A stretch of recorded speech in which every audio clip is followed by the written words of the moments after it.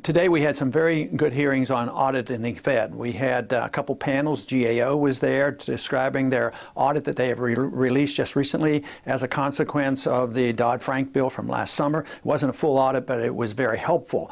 Also, we had Dr. Arbach from University of Texas here, as well as Cato representative being here to testify. And the information to me was very enlightening. It tells me that there's a lot we need to learn about it. We need a full audit of the Fed, but we did get a lot of good information and a lot of emphasis on the need to know more about the Federal Reserve, know about their monetary policy, as well as their policy where they're supposed to give us full employment. The next step is to get a bill that will give a true audit of the Fed, and it should be every year.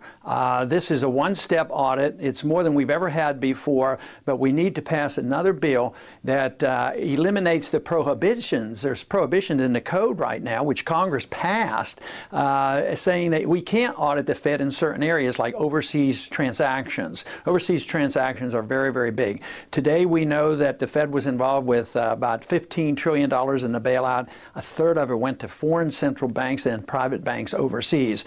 And this is very disturbing. At the same time, just think of all the people who have suffered in this country, all the people who have lost their mortgages and their homes. At the same time, we're bailing out the central banks. Right now, the Federal Reserve and our Treasury is very much involved in the bailouts going on in Europe, and quite frankly, I believe we will end up bailing out the banks that hold this Greek debt. This is the #1 reason why the American people should be very concerned.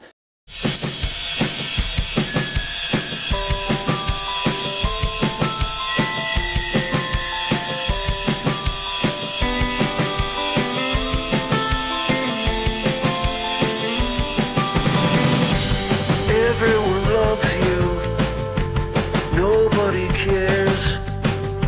An awful collection of enemies and friends.